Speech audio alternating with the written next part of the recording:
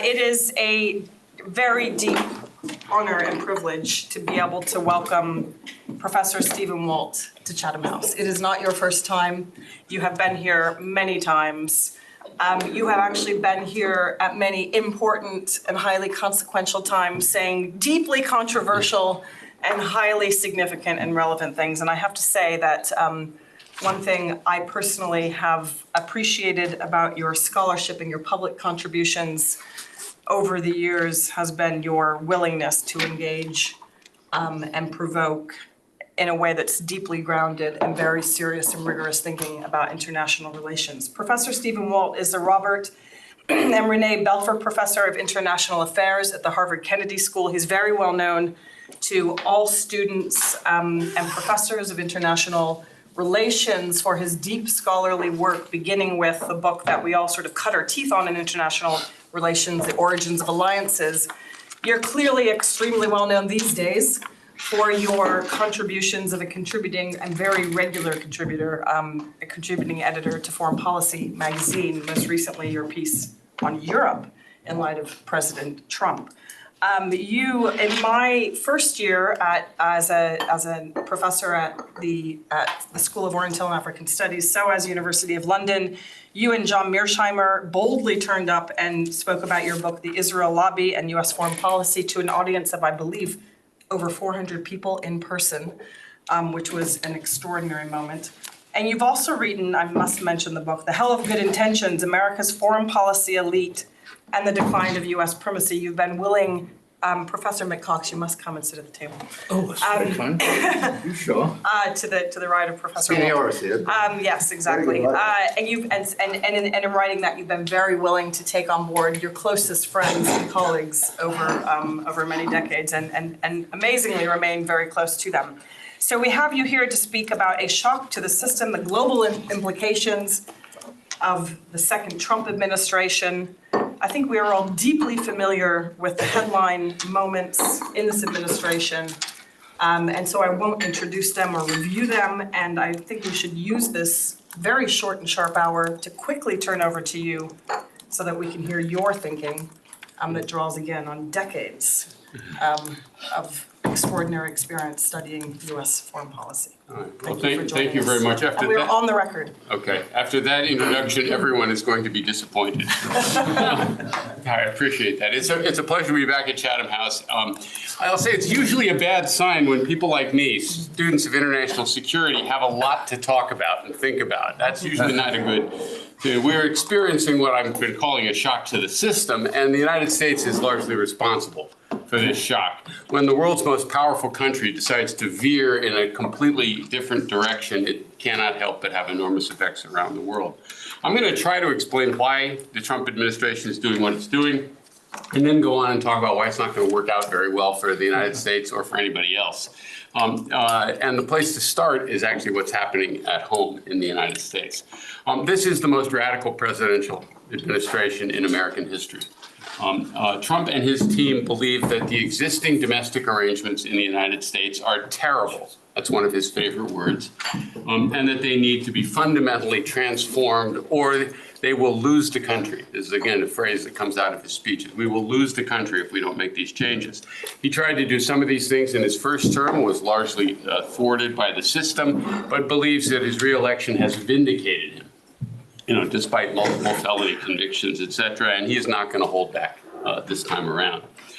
He and his supporters believe the United States is controlled by a deep state infected by radical left-wing woke Marxist Maoist ideas, that there is too much democracy, too much bureaucracy, and that saving America requires a strong leader with nearly unchecked power.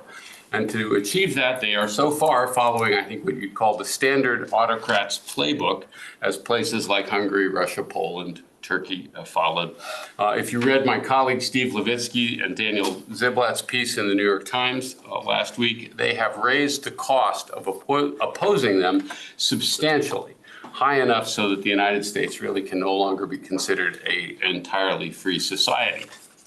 To be specific. They have attacked universities, the media, and the legal system through lawsuits, criminal investigations, withdrawal of federal funds, things like that. They've even pressured independent scientific journals and have used the power of the state to punish entirely legal activities.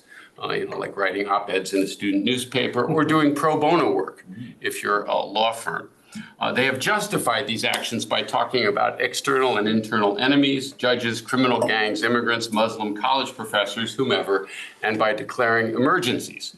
The tariffs on Mexico was due to an emergency about fentanyl. The Alien Enemies Act has been used to deport legal residents. Trump invoked emergencies 13 times in his first term. He has done so 8 times already in 3 months. Fired hundreds of government officials, major cuts at the State Department, the intelligence community, shutting other organizations like USAID, the U.S. Institute of Peace, even though they were created and funded by acts of Congress.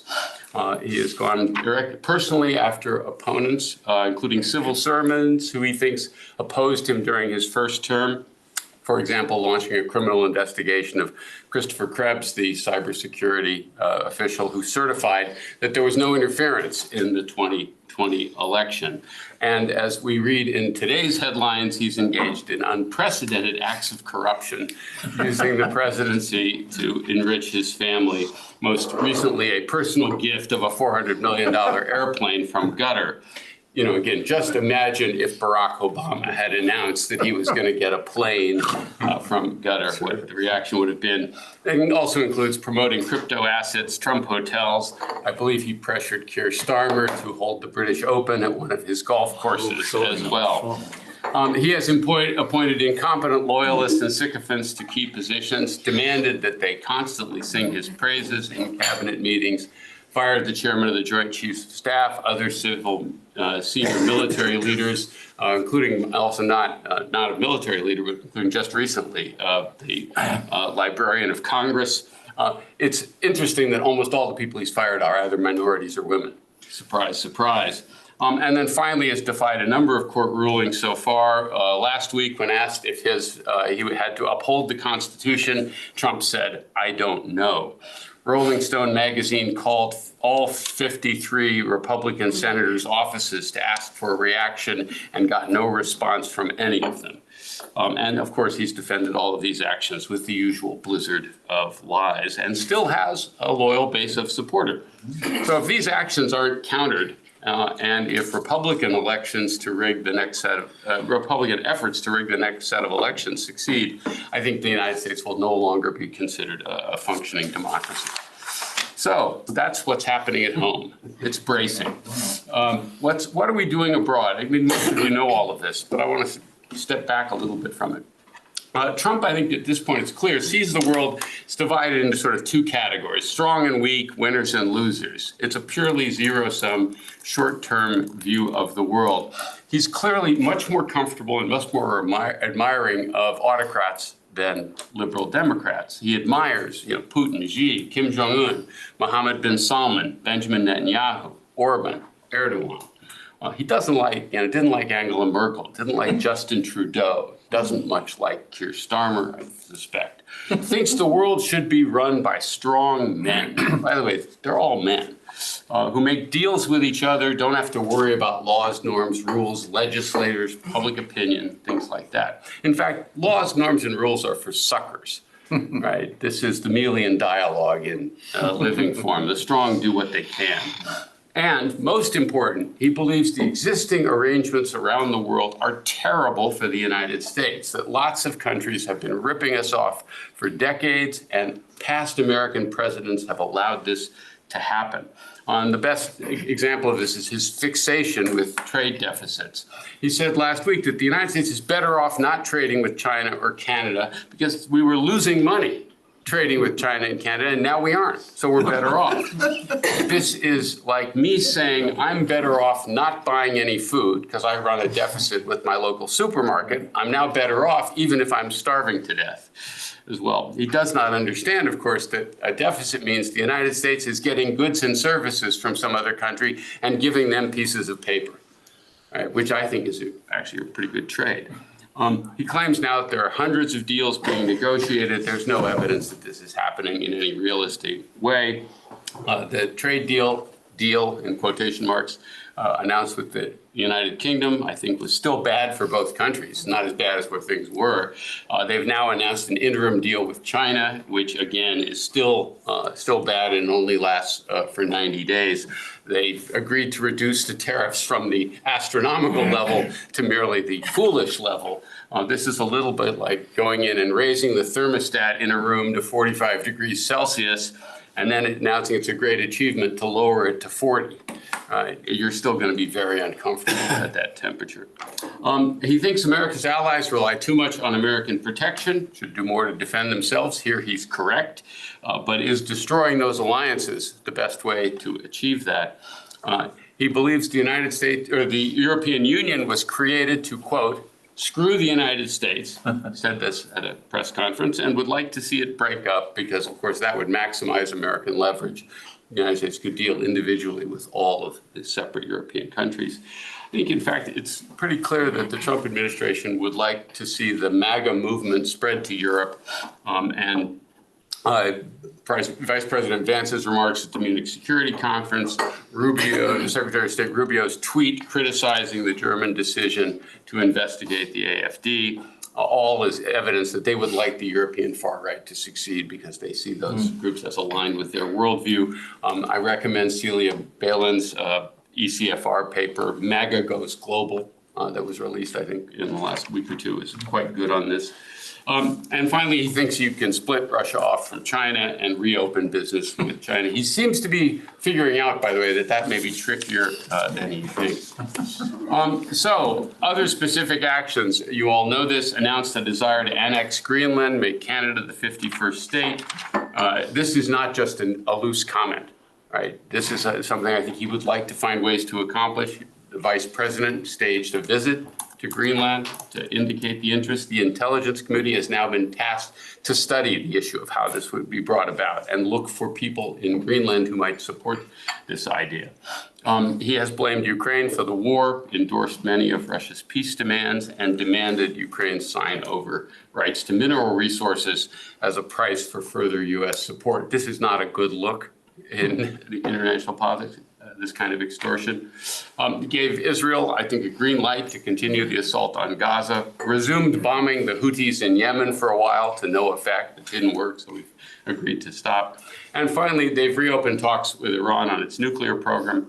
But at least the initial American position is that Iran has to give up its entire enrichment capacity is a non-starter. We've tried that move many, many times before, and it never works. By the way, all of this suggests or reflects Trump's belief that he is a brilliant negotiator and that the United States is powerful enough to impose its will on others, force them to do its bidding, which is kind of contrary to the idea that all these global arrangements are such a disadvantage and have been hurting us for so long. If that's the case, you would think the United States would actually be more constrained. All right, so why won't this work? Well, as my late and much mourned colleague Joe Nye warned, Trump is squandering America's soft power. Nobody thinks the United States is perfect, but we have benefited from a broad sense that we were not entirely selfish, not deliberately cruel, and not malevolent towards most of the world. By picking fights with a wide range of countries, rejecting norms, cutting humanitarian assistance, threatening foreign students, Trump is making the United States far less attractive in the minds of other people around the world. At best, the United States will no longer get the benefit of the doubt. At worst, it will trigger conscious opposition.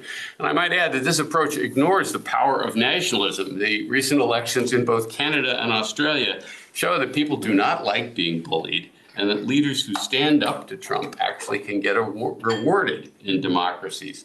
I might add that the popularity of the president of Harvard went up when we rejected the administration's demands.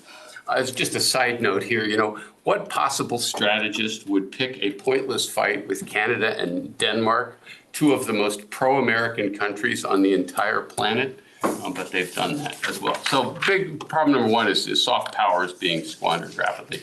Problem number two, being unpredictable is a liability, not an asset. He thinks being unpredictable is great bargaining tool. But if you keep changing your mind and you don't stick to your promises, other states start making other arrangements with countries who they see as more reliable. Europe and Canada will reduce their reliance on American weapons. They'll negotiate trade packages with lots of other countries. It's worth noting, remember, that the trade deal between the United States, Mexico, and Canada was negotiated by Trump in his first term, which he declared a beautiful deal back then. That's the one he then proceeded to tear up. Uncertainty is also very bad for business confidence because businesses can't plan if they don't know what the regulatory and trade environment is going to be, and we've already seen evidence of that. Third, there are some deep strategic contradictions in their approach to the world. They want Europe to do a lot more to defend itself, and they should, but hurting Europe's economy through tariffs won't make that any easier, right? Same's true in Asia. They want to balance and contain China, but starting a trade war with Japan and South Korea and others won't help you do that. If you wanted to deal with Chinese foreign economic policy, the ideal way to do that would be actually to line up Europe and our Asian partners and have a united front and confront China with aspects of its trade policy that we don't like. But instead, of course, they're picking fights with almost everybody at the same time. Bashing allies over time also will make them less likely to make sacrifices when the United States requests. And the best example of this is the Biden administration asked the Dutch to stop selling advanced lithograph machines to China as part of the sanctions we were putting on, or the export controls we were putting on trade with China. This was costly to Dutch firms like ASML, who were making a lot of money selling those machines, but they did it because we were allies. They understood the strategic rationale. They didn't want to cross the United States. Well, the more you bash the Europeans, the less likely they are going to be to want to accommodate American preferences in dealing with China. And then finally, and probably most importantly, he thinks power is all that matters, but is systematically destroying one of the main advantages the United States has had for decades: superior scientific and technological knowledge, superior research institutions, the best universities in the world, and the ability to recruit brilliant and ambitious people from lots of other countries. We are going to see instead reverse brain drain of people leaving the United States because it's not as attractive a place as well. It's going to be a great boon to universities here in the UK, who will get lots of foreign students who might prefer to come to Harvard but may have trouble getting visas. Thank you very much. You're welcome. And then finally, appointing incompetent, unqualified loyalists to key positions pretty much guarantees you get a lot of dumb decisions, either because no one will tell Trump he's wrong, they're all loyalists, or because the top officials have no idea what they're doing. We are starting to experience some serious air traffic control problems in the United States. We have a measles epidemic unseen in decades, and the U.S. Navy appears to be trying to teach F-18 fighters how to swim, which is not going particularly well either. That's all bad enough, right? But other states will also stop following the American lead because they won't have as much confidence in our judgment or our ability to get anything done properly. Nobody can ignore the United States. It's too big, it's too powerful, it's too important. But again, other states will be less inclined to listen to our advice because they will rightly conclude that we have no idea what we're doing. And that, again, has been a great source of American influence and leverage over time, in the sense that American officials, you might disagree with them, but they were fundamentally competent. They understood their jobs, and I think that's now being squandered as well. So the bottom line in all of this is that the United States is engaged in a massive act of self-harm, one that has put our democratic system at serious risk, that will make the country poorer, weaker, less influential, and of course will have lots of negative repercussions for others. If there is a silver lining in this happy story I've been telling you, it's that Trump's approval ratings have been falling faster than any president's since modern polling began. And that may ultimately limit the damage he causes. I wrote a column in Foreign Policy back in January asking whether this was actually peak Trump, that we were seeing the peak of his influence, and that over time the usual constraining forces and friction would start to operate. And I'm hoping that that turns out to be prophetic. But repairing the damage he has done to date is not going to be easy, because other states have to worry the United States will do something similar again. In 2020, everyone could pretend that Trump's first term was an aberration, a funny bounce in American politics that Americans would never do again. They'd never make that mistake again. And then, of course, we elected him again, despite everything he had done, including the multiple felonies trying to overturn the 2020 election, et cetera. So for that reason, I think this shock to the system is, in fact, going to be permanent. We are headed towards a very different and darker future than I would have predicted a few years ago. Let me stop there and leave you on that upbeat. Can we take some oxygen? Leave you on that upbeat note and look forward to the discussion. First of all, thank you. Yeah. Steve, Professor Walt, let me begin with a comment and a question, and then we will quickly open it up. So do please prepare your questions, and do please be aware that we're on the record and being recorded.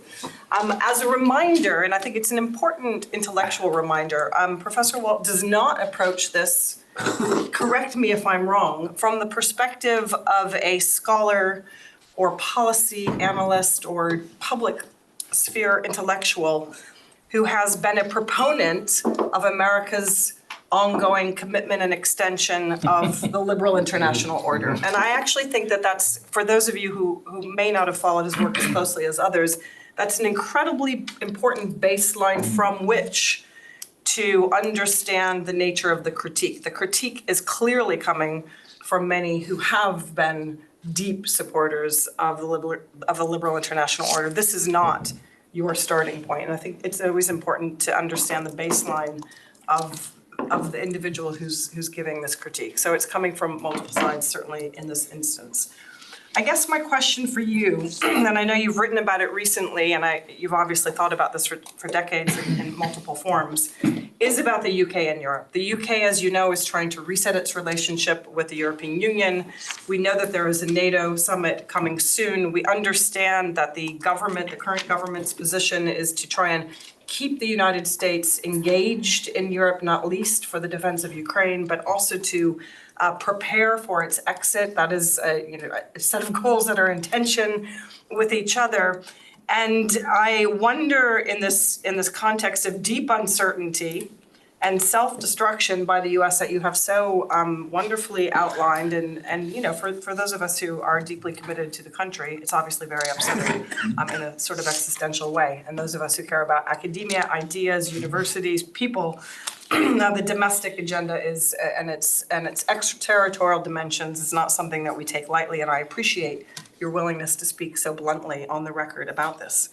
But could you speak to the question of how you think the UK in particular and Europe in general should manage this period, both in the short term, but also over the medium term? But we all know that you can't get to the medium term without moving through the short term, which is, a day-by-day act. Yeah. Thank you. I'll try to answer that. And just to begin, Leslie's correct that I come at this as someone who's been critical of what I and some others have called liberal hegemony, the American attempt to use its power to try and spread all of these liberal ideas rather willy-nilly around the world with a variety of means.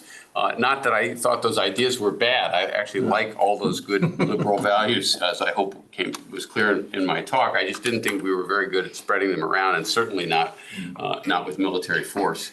We made a number of mistakes in the sort of unipolar moment that had gotten us in lots of trouble, and by the way, helps explain the rise of Donald Trump, whether it's the financial effects of hyperglobalization and the financial crisis of 2008, or people, he ran in 2016 criticizing the forever wars that were an aspect of this too.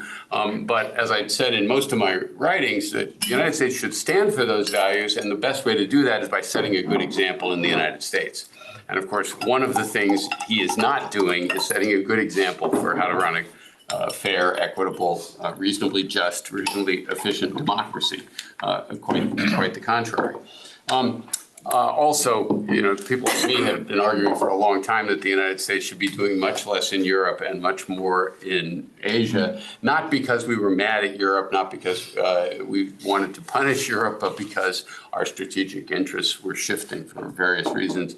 But most of us had always argued that that process should happen gradually and it should happen in a cooperative fashion.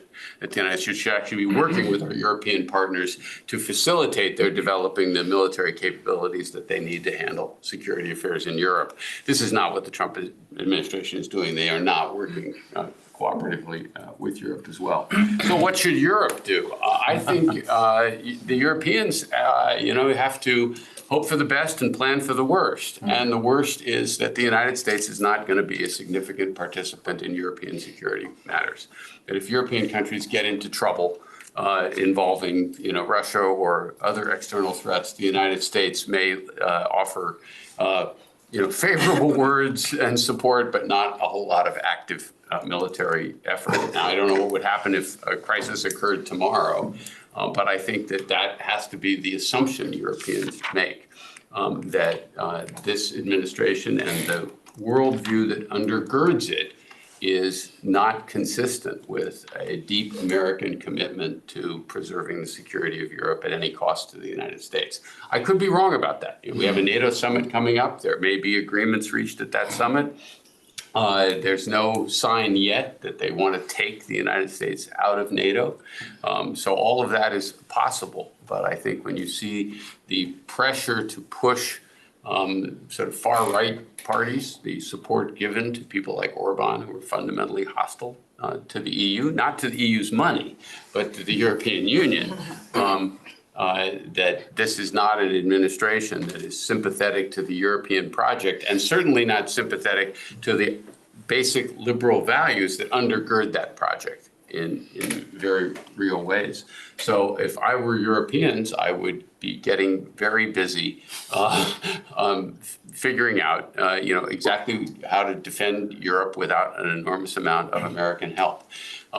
That puts the UK in both a beneficial position, it seems to me, but also an awkward position because it kind of has to decide.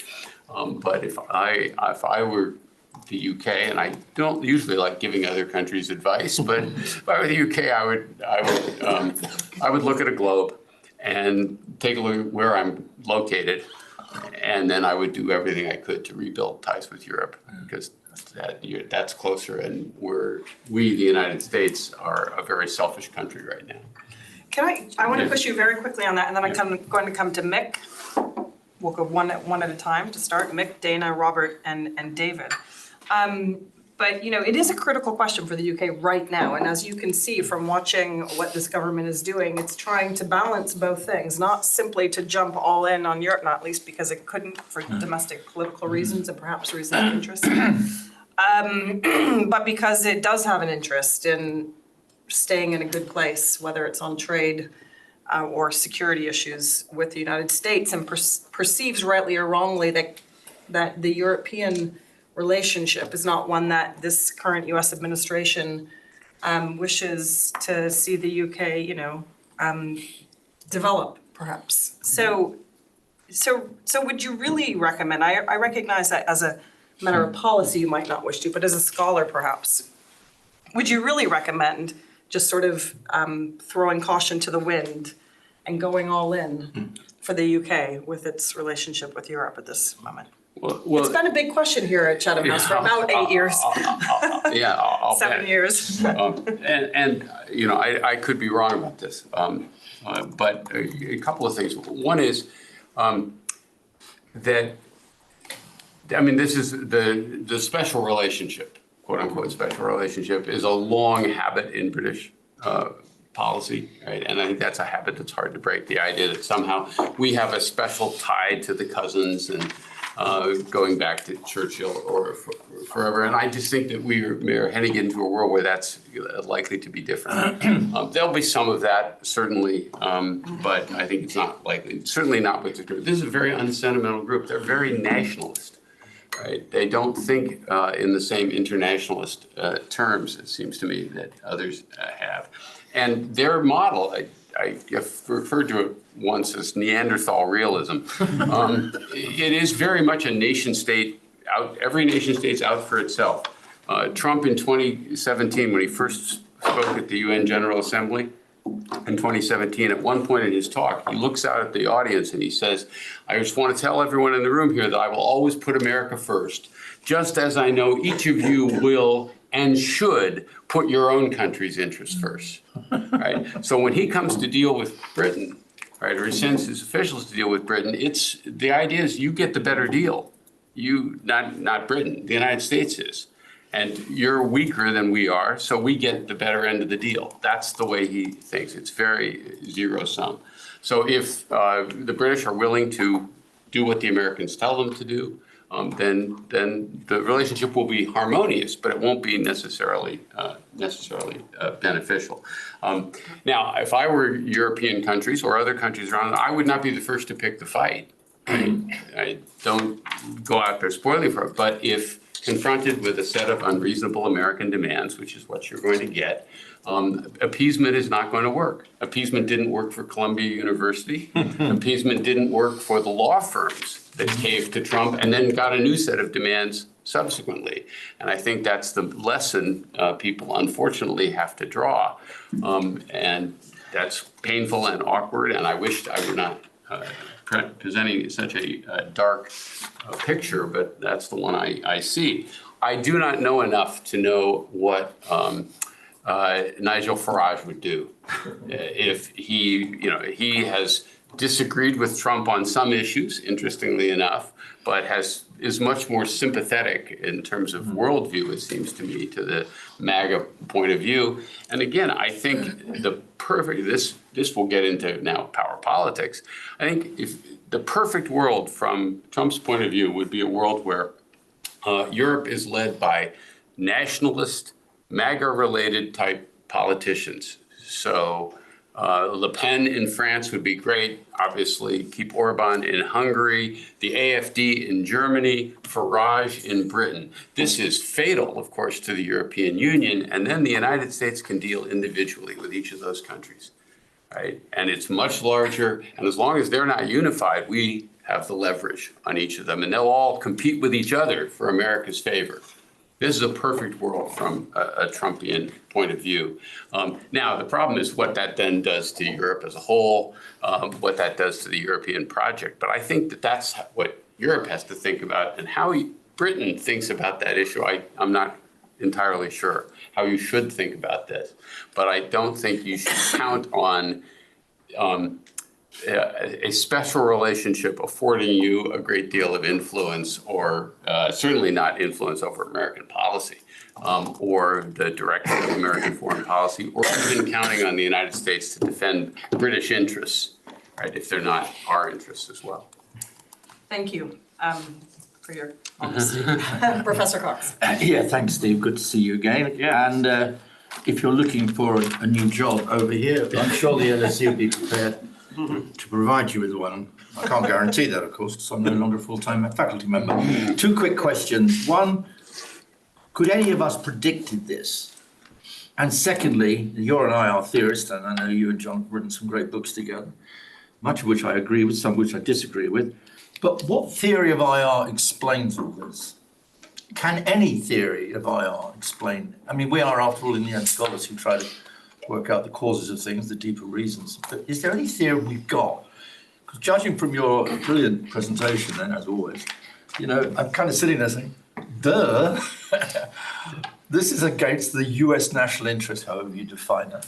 You're losing influence all over the world. China is clearly gaining all over the world. Anyway, that's two very simple questions with no simple answer, I think. Anyway, thank you very much for that. So what was the first one again? Oh, could any of us predict over this? Sorry, don't get too locked in. Well, so I wrote a much misinterpreted piece back last year saying that Trump too would not have dramatic effects on U.S. foreign policy. Oops. Although this, you did recant. I didn't actually recant. I did write a follow-up on it, sort of what I got wrong about this, because I did get some things wrong. I mean, I made the argument that, yes, there was going to be more continuity, and there has been some continuity. I think the Harris administration would have pushed for peace in Ukraine, for example.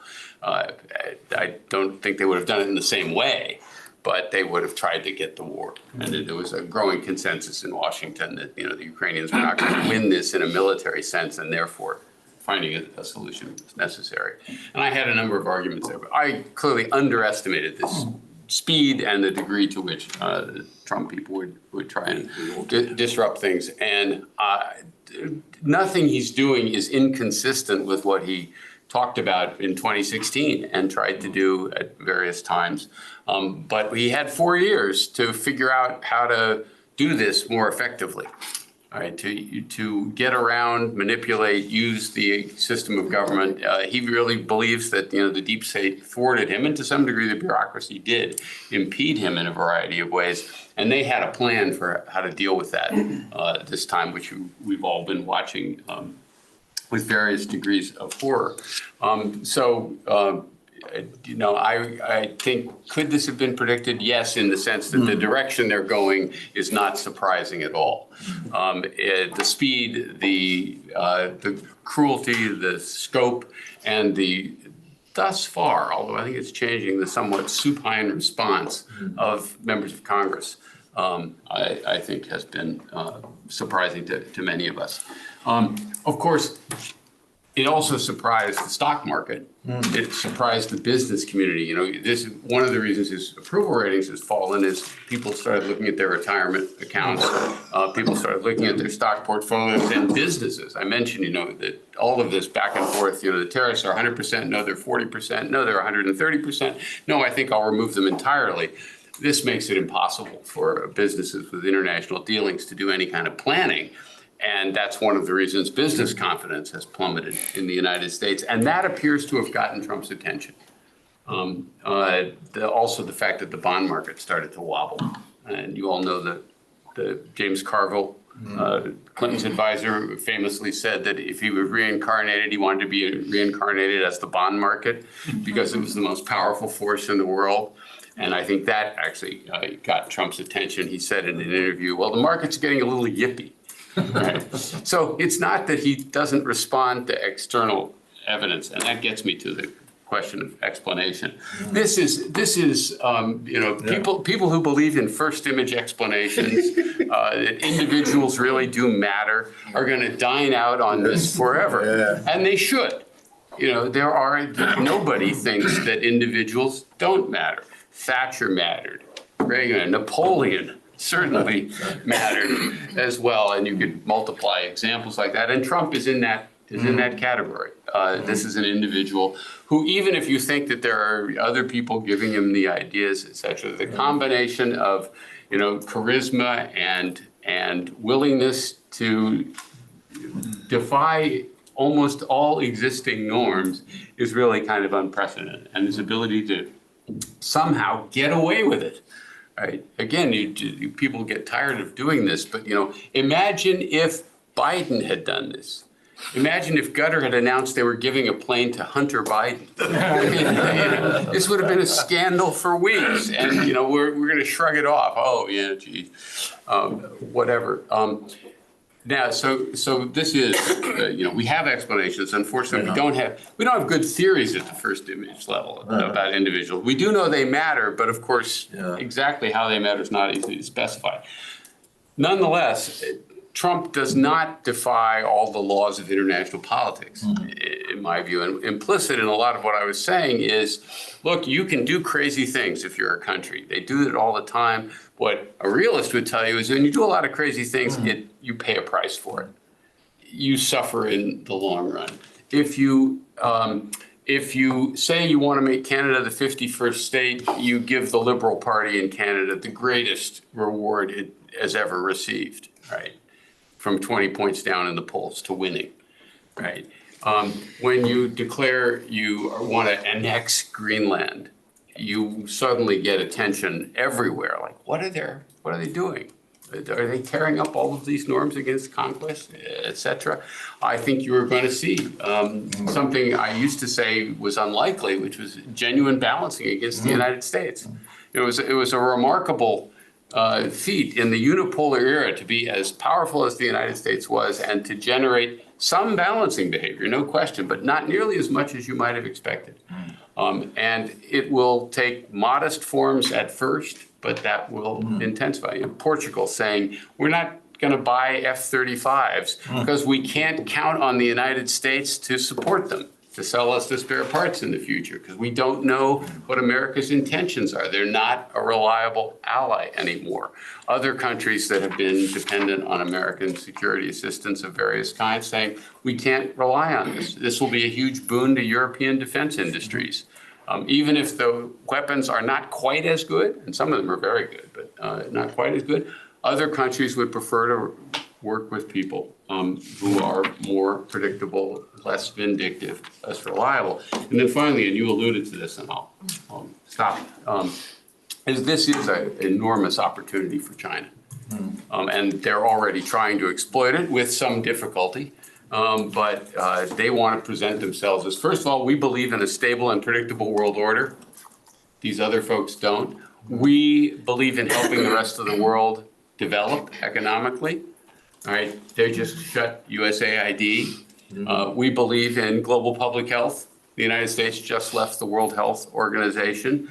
We are, in fact, a much more responsible steward of the international system. All right. A multipolar world would be better, and you certainly don't want to rely upon those untrustworthy Americans.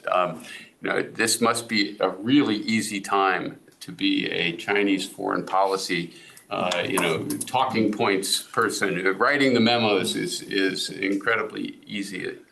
Now, whether that will sell, and China has a tough product to sell in some respects as well, but we've certainly made it much, much easier. I'm going to add a quick comment, and we'll come straight to Dana Allen. And I guess my question / comment, but you can come back to it later, is I wonder if it matters the mechanism and the extent to which the U.S. public do or don't eventually reject Donald Trump and any of his successors who are very much in his image, to this question of how much trust can be restored and how much balancing there will be in the medium term. And one thing that I've been curious about is if we have an election in which there is a 49-51 or 1.4% spread, I suspect that there's the trust question is one that would be very hard to restore because we know that it can just continue to swing. If we were to see things go so wrong that the American people deliver an overwhelming defeat of Donald Trump at the ballot box, I wonder, don't laugh, it's possible. I'm crying. Anything is possible. I mean, there's a lot of uncertainty right now, including how the U.S. public will respond in the midterm, in the medium term. If they were to deliver a resounding defeat, not only of Donald Trump, but one of his successors, as unlikely as that might seem at the moment, it seems to me entirely possible that the trend towards balancing against the U.S. might not continue, not least in light of, maybe your theory of the balance of threat and what China might present to some people. But let's park that because we have a really long list and you can integrate it at some point. Dana Allen, and then we'll come to Robert Faulkner. Thanks, Leslie, and thanks, Steve. That was great. Starting with Leslie's sort of stipulation of your reputation as a, let's say a non-Neanderthal realist. High praise. New category. But in light of everything you've just laid out, could you speculate a little bit on the consequences for the broader system of various outcomes in Ukraine? Oh. I mean, how much does it matter? Yeah, I'll so. Great question. Yeah, so big picture, I think as a result of this, globalization will retreat more than it otherwise would have. I think we had gone too far too fast on globalization. I'm a big believer in free trade and open investment and ability of people to move and all of that. But I think in the unipolar era, the United States pushed that harder and faster than it should have with all sorts of negative consequences. So some of the pushback there is correct. It's not a member, and that's one of the things Trump got right in 2016, that we needed to, especially vis-a-vis China, that we needed to look more carefully at that relationship and adjust it. And the Biden administration did more and did it, I think, smarter, but they didn't turn the clock back on the economic relationship with China. What Trump has done now is even more extreme, and of course, they're now walking it back because they understand, I think, they may understand that they went too far. So globalization will retreat more than it should, I think, as a result of this. Other countries are going to start hedging in various ways. It'll be less efficient. So I already said it provides China with enormous opportunities. And the other big geopolitical effect is I think America's relative power is going to decline over the longer term as they weaken the fundamental scientific, technological base, et cetera, as well. And the movement, therefore, to a multipolar order will accelerate. What this means for Ukraine, I think this is bad news for Ukraine, even in the best of circumstances. Trump may not keep putting the same kind of pressure on Zelensky to cut a deal now that he realizes he has a problem on both sides here, that there are still incompatible goals and objectives on the Russian and Ukrainian side, and just leaning on the Ukrainians isn't doing it because the Russians aren't playing ball with him. So I think that much they've figured out. But it's hard for me to believe that this administration will give as much support to Ukraine as a Harris administration would have. Certainly not what the Biden administration. American support was going to, I think, go down over time. There was still going to be resistance in Congress, but it would have continued in a variety of ways with the aim of trying to get Ukraine the best deal it could, right? And I don't think we want to dive too far into the details there, but to me, the issue has not been so much territory because the territorial picture was not going to change that much in Ukraine's favor, even if it got lots more American support, largely for manpower and other reasons. But the question was all about what security relationship a post-war Ukraine was going to be able to have with the outside world.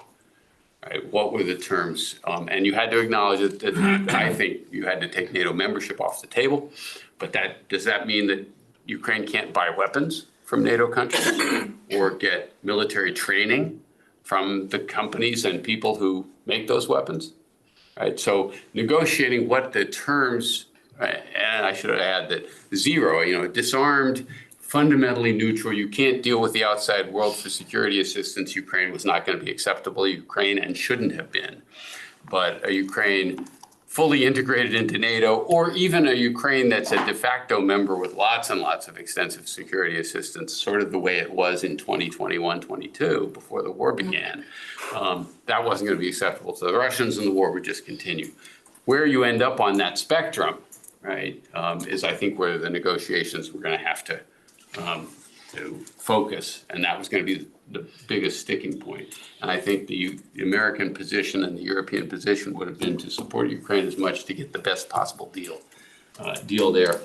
It's not going to be as good a deal, it seems to me, with Trump in charge, even if we get one down the road. Robert, and then David and Sanam. All right. Robert Faulkner, professor at thank the you. London School of Economics. I'm only here for the silver lining at the end of your talk, and so I feel a bit disappointed. But I think you almost got there when you said that Trump's approval ratings are falling and he may be facing a different political environment domestically. So let me speculate. 4 years from now, different election, Leslie alluded to that, and there's a different administration that looks quite different from the current one, whether it's Republican or not, but that takes a different stance on international affairs. My question is, and again, Leslie mentioned the question of trust. A lot of people in Europe now say you can break trust only once. Once you discover that those military planes you've sourced from America can be switched off, you've got to think twice about where to order them, right? So how would a future US administration that wants to rebuild these alliances and reposition itself, how would they go about restoring that trust? Or is this a complete reset in international affairs where we are indeed breaking up? So, and if I may add a second question about explaining what happened, a lot of people are now pointing to societal changes in America. And the word that's being thrown around is a zero-sum mentality that's kicked in America. That more and more people think the same way as Trump does about economic affairs, about security affairs. Do you see any mileage in that explanation? Hold on that, just because David Hennig's question appears to be deeply Which related, was so. very similar. And if because you my- introduce yourself. David that'd be Hennig, great. European Centre for International Political Economy, and my question was going to be for the midterms, for medium term, let's say, in next administration and beyond, if not Europe as allies for the US, then who, or is it nobody? So I think that was pretty similar. You've got another two-finger from my colleague, Dr. Sanam Fakil, who's a director of our Middle East and North Africa program, and a professor at Sci School. Thank you very much. I strongly agree with your sort of diagnosis of the problem. I wanted to take you back to the United States itself and ask about that zero-sum mentality that you do hear more and more about. How are Democrats maybe positioning or engaging themselves for the midterms or longer term? Because it's just very hard to see a coordinated plan of action in how to re-engage with the electorate and win by a bigger margin than, US elections keep shifting, because I think that should be the goal. And I worry that Europe is, one, if not two electoral cycles behind the United States. So, what sort of warning signs or advice do you have for your friends on this side of the continent that can see these storm clouds brewing, and you hear, even our own prime minister here focusing on migration all the time? Okay, so what does the United States have to do to rebuild trust? I did write a column on this one, so that I at least have an answer. It's not going to be easy. It's not like Biden 2020. Biden was a very familiar figure, and everybody understood his commitment. And again, they could treat the Trump interregnum as this weird little episode we'd had, and that we would never do that again. Well, we did, and that makes it much harder. Having repeated the mistake, I think that it involves sort of three big steps, and the third one's the hardest. First one, the United States would have to apologize. Be explicit. We did something stupid here. We made a bunch of mistakes. That's not something most politicians do. They usually don't want to, but you're going to have to go to your allies and say, boy, we really screwed this up. Sorry. All right. Second, you then have to negotiate new arrangements, and there it's very important that those arrangements be seen as fair arrangements for both sides. In other words, you don't do a bunch of giveaways to your allies at that point, because to make an agreement credible, it has to be in the interest of both sides. What makes an agreement really believable is if your partner understands that you're keeping the agreement is in your interest, right? It's hard to convince people of doing that you're going to do something that might not be smart. This is why extended deterrence is hard. Convincing someone you might risk nuclear war for them, that's hard to do, right?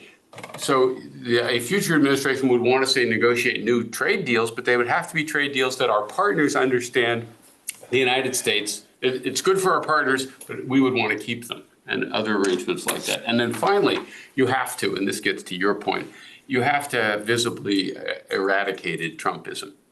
It doesn't have to disappear entirely from American political life. That's impossible. But it has to be sufficiently weakened that people no longer worry very much that it's just going to come back, that the pendulum will keep swinging back and forth.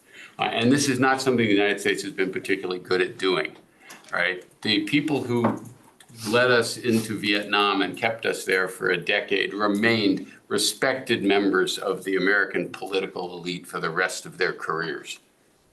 Council on Foreign Relations, Ford Foundation, etc. Robert McNamara heads the World Bank for a while, etc. None of the people there were really ever held accountable. You're going to have to hold some of these people accountable, and especially if they've actually committed crimes. Right? And that raises a really bad paradox. Right? If the current administration understands that they're legally vulnerable if they ever lose power, their incentive, a la Netanyahu, to stay in power for as long as possible and to rig the system in any way they possibly can to make sure they are never held accountable for this, right, goes up. So we have a real tough problem. If we want to rebuild ties with the rest of the world, you have to do enough to show that we really aren't going to do this again, and we're going to punish the people who did it, not for policy disagreements, but for crimes, only if they've committed crimes. But the problem is if you make that clear in advance, and they're smart, they'll figure, some of them are smart, they'll figure this out, and that actually threatens democracy more. Is this a reflection of social changes in the United States? Yeah, I think it is. And some of that, just to relate it to Europe, reflects the fact that the United States is not as reliably a sort of transatlantic society as it once was. People don't trace their ancestry to Europe in the same proportions, and they don't care about it as much as they did. You know, first generation, the second generation, maybe. By the time you get to the fourth, fifth generation, not nearly as powerful a connection as well. I think that's part of what's going on. And the passing of the World War II, Cold War experience, where the United States was really seen and saw itself as the linchpin of an international order, I think that's a much more faint echo now. Wouldn't animate my children in quite the same way that might have animated someone like me, which means if you want the United States to remain responsibly engaged in the rest of the world, it's more of an uphill fight. And that is something I think Trump and his others have captured pretty nicely. And then what about the Democrats and what should they do about this? I mean, the party is like the Democratic Party always is having an active internal conversation about this. I think it's divided sort of between those who think we are at a moment of constitutional crisis and this has to be fought much more assertively and aggressively. You see that, of course, more within the younger parts of the party and Bernie Sanders, versus the sort of business as usual Democrats. We will fight them on little bits of legislation. We will defend Medicaid, whatever. A lot of this is going to depend on just how widespread the pain is of the policies that Trump has enacted. If we get a significant uptick in inflation, along with a slowing economy and people losing jobs, even or especially in red states, then I think you'll see a Democratic landslide in the midterms, or at least a significant shift. They'll regain the House. That means there's no legislative program that will get through anywhere. The problem is that Trump is governing as though he doesn't need a legislative program. He doesn't need to spend the money that Congress has authorized. He can order ICE to deport things. We'll see what happens if they get explicit about defying, say, a Supreme Court decision as well. I mean, there's still some shoes that can drop on just how significant a constitutional crisis is. But this is an administration, it's not just Trump, that believes the rules are for other people. And we will do whatever we think we can get away with, and you have to prove to us that we can't. And even if the Supreme Court ruled unanimously that some action of the executive branch was illegal, and Trump ordered the agency to continue to do it, how are the 9 justices going to enforce that?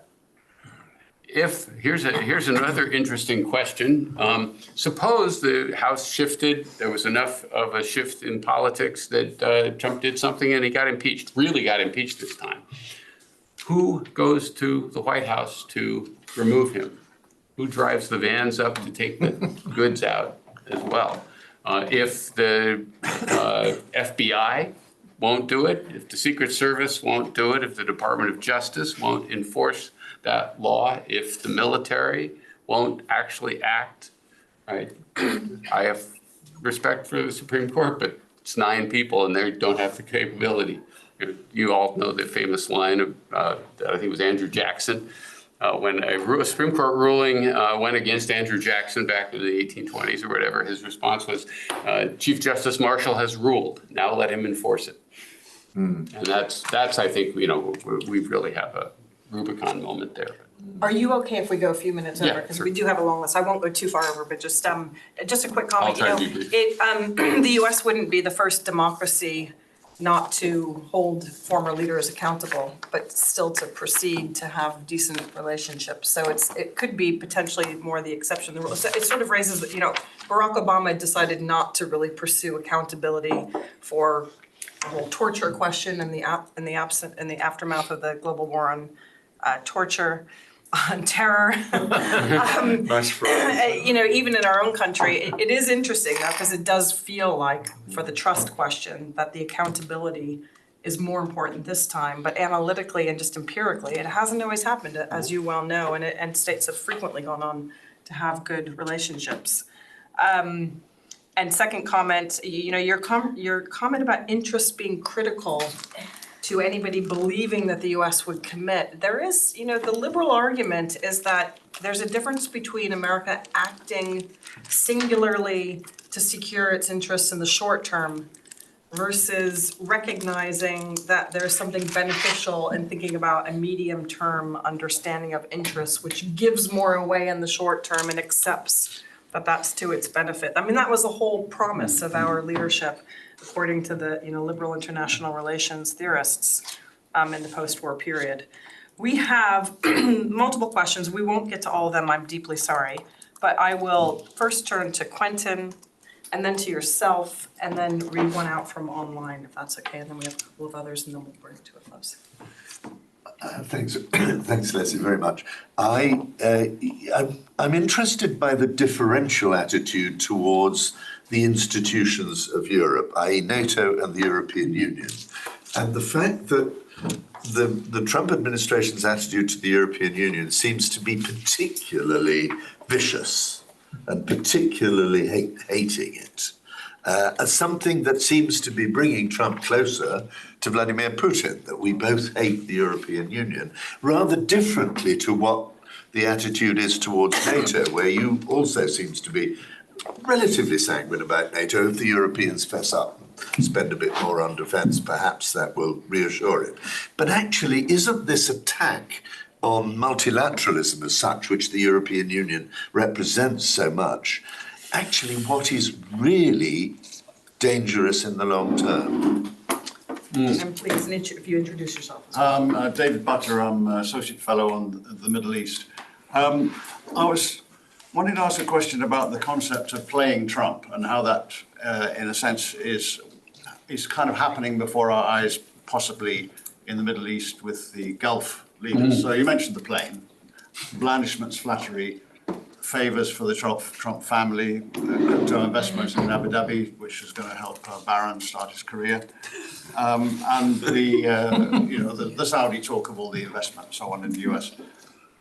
Underneath the table, of course, the Saudis are, in my view, hitting Trump quite hard in something that's very interesting to them, which is oil. So thanks to Trump, in their view, another $10 plus a barrel has come off oil. This has put the Saudi finances into quite a serious deficit. They have responded by increasing oil production quite substantially, and of course, in public, blaming OPEC plus indiscipline, Iraq and Kazakhstan. But I think in reality, as they tried previously, trying to hit the American oil industry quite hard. And that's already happening with oil companies starting to rein in production investment in the United States. Another factor there, of course, is that the lower oil price, lower production is hitting natural gas prices up in the United States, helping Qatar. So in sum, they're hitting Trump, but they're getting stuff out of him on Iran, on Turkey and Syria, on not talking to Netanyahu. So they seem to be playing him quite well. Thank you. And then a final question online from Andy Payne asks, what is your assessment of Trump's approach to the Middle East, and is a deal with Iran more or less likely than conflict? Big questions, small questions. Yeah. So the EU versus NATO, I mean, there's both I think a rationalist and a more ideological aversion to the EU. The rationalist one already articulated. When you have to deal with the European Union as a united whole, particularly on trade issues, it's a much more equal adversary, and you can't leverage it as much. If the United States could deal individually with Belgium, France, Germany, etc., it would have it would be in a better position to impose its preferences on those negotiations. But I think there's also this deep aversion to what MAGA world thinks of as this set of soft, liberal, woke values that the EU stands for and has trumpeted, whether that's, gay rights or a reasonably open approach to immigration until recently, things like that, that they look at the European Union and it's everything they don't want the United States to become, right? And therefore, discrediting that project and maybe having it end or be significantly attenuated is fine with them. I don't know how much of it is driven by multilateralism because NATO is a multilateral institution as well. And so I don't think it's multilateralism per se, although that's not their first instinct. Again, as I said at the very beginning, Trump thinks in nation state terms and he wants to deal individually with, leaders. He doesn't want to have to deal with I don't think he enjoys going to, NATO meetings any more than he would enjoy, showing up at an EU gathering as well. The view towards NATO, I think, is sort of a deeply ambivalent one. That yes, I think they understand that it has been an instrument primarily of American influence over security affairs in Europe. That we have still assets in Europe, whether it's bases or a set of partners that we have worked with for a long time and are supportive, at least of some of the things the United States does in foreign policy. And if you left NATO, you would be walking away from all of those benefits. So leaving NATO tout court, I think, is something that they've been talked out of. But getting Europe to basically defend itself and not have to rely on the United States is an objective I think they want. And the only question is, does the United States become essentially a token member of NATO, but no real capability assigned there, or something more than that? And people like me have been arguing that there needed to be a new division of labor, but precisely what that works out to is a much more complicated and detailed question. I like the idea that, yes, I think that leaders in lots of different places, including some domestic, businessmen in the United States, have a playbook for dealing with Trump. You never confront him. You never argue with him. You flatter him. You offer him things that he can claim as great victories, and you count on the fact that he doesn't pay much attention to the details. Isn't particularly has no well-formulated strategic vision for a lot of these places, and thinks in very short-term senses. And if I were a Middle Eastern leader, that's what I'd do. I would try to play him. Right? He thinks of himself as this master deal maker. He's actually not. He makes bad deals. Right. He gave Kim Jong-un the prestige of a summit meeting with the American president and got absolutely nothing for it. Right. Kim Jong-un got to appear like a great world leader, and Trump, again, got bupkis.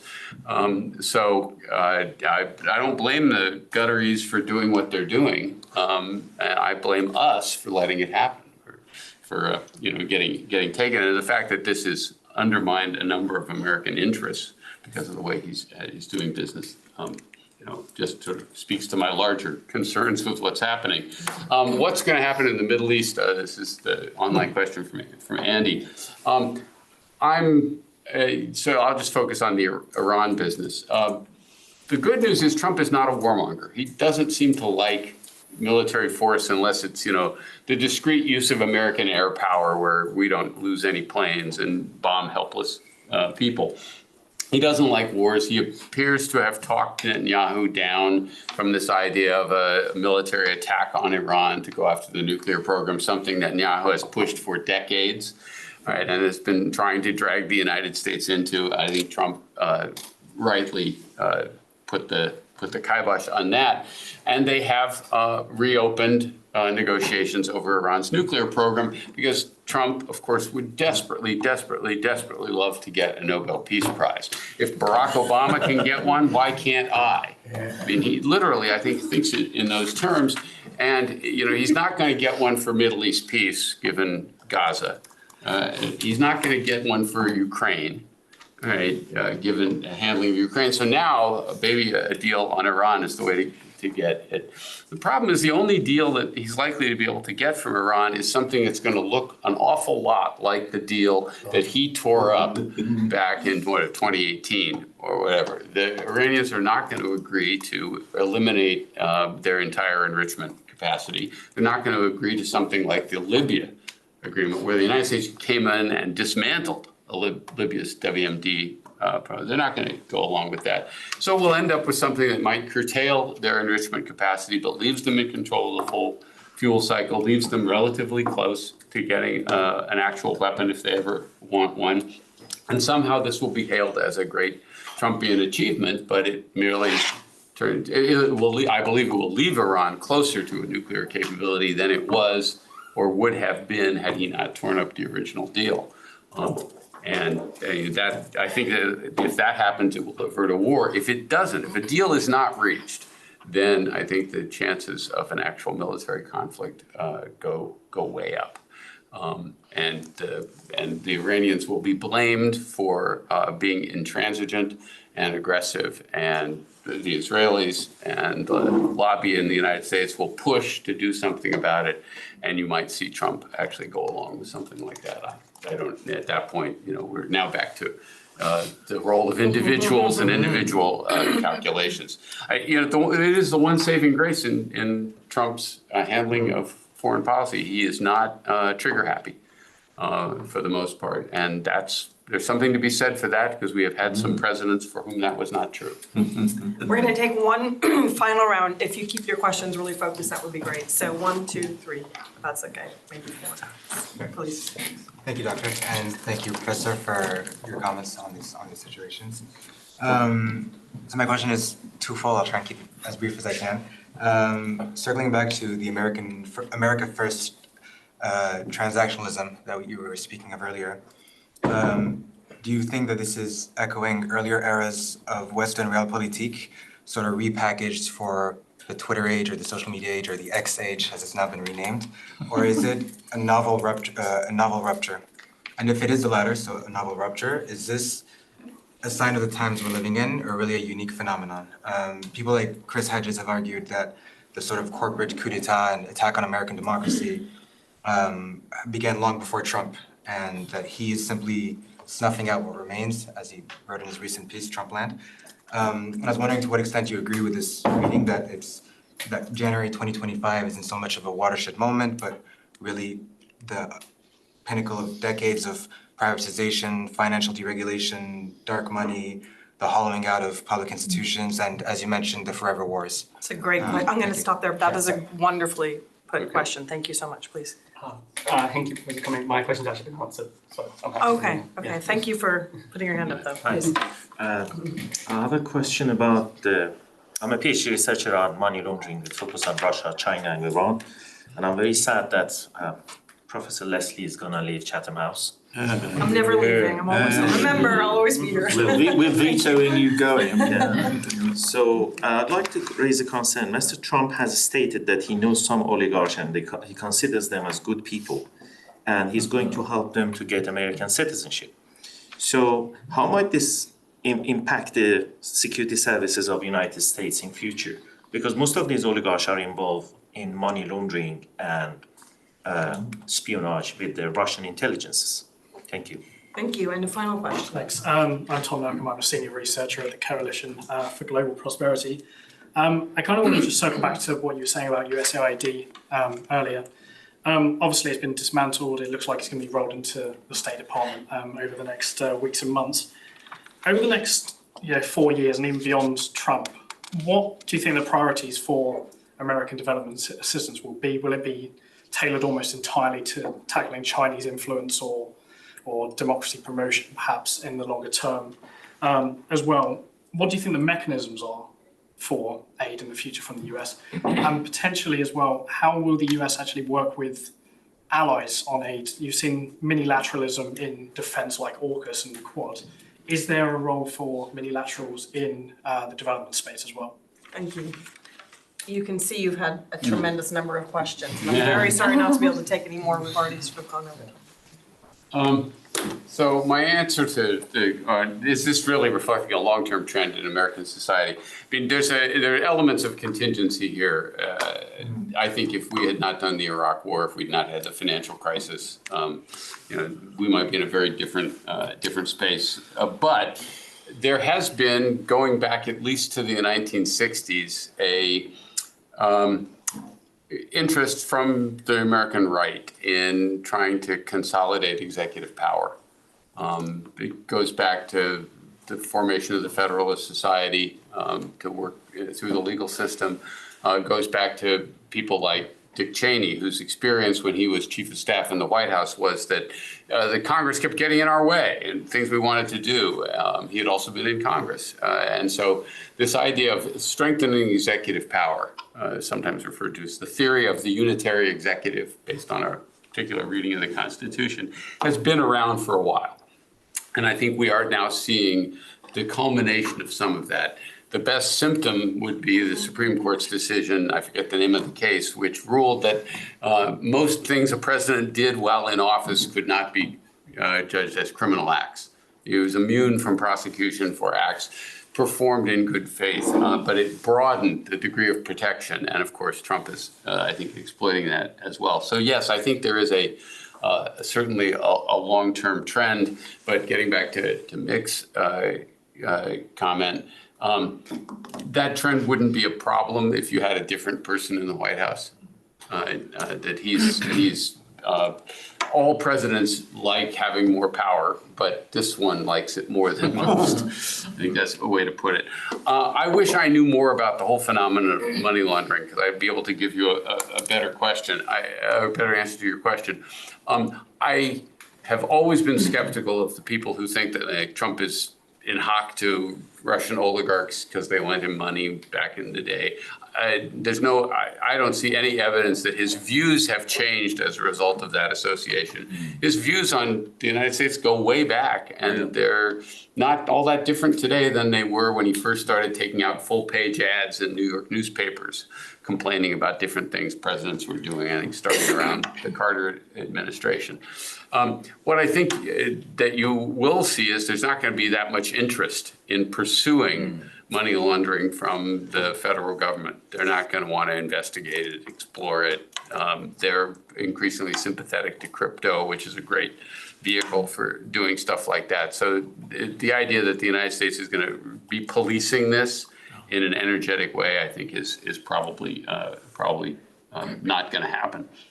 I have no idea what's going to happen to Americans' approach to development assistance around the world. I liked what you suggested.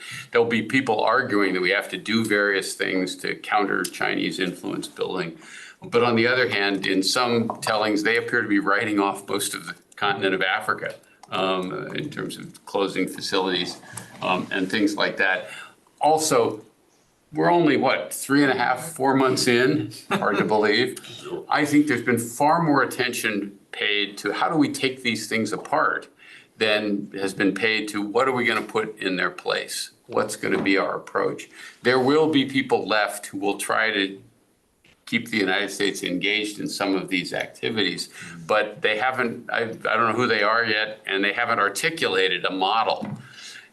I think people who have worked at USAID would have said that the agency needed reform, and they could have given you a list of ideas of what needed to be done differently, but not dismantling them. But I don't think this administration has thought long and hard yet about what positive thing you put in its place that would actually advance American interests. So I have to sort of whiff on that question.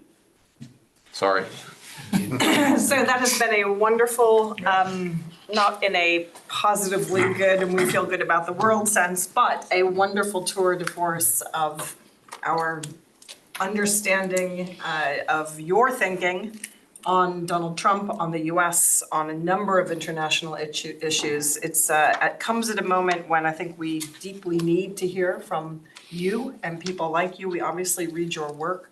If anybody doesn't read Foreign Policy Magazine, that's a very good way into some of your work. But I would strongly encourage you to go back and read some of Professor Walt's writings over many decades, because they will illuminate the central challenges that we face, as you have done so brilliantly in so many writings over such a long time.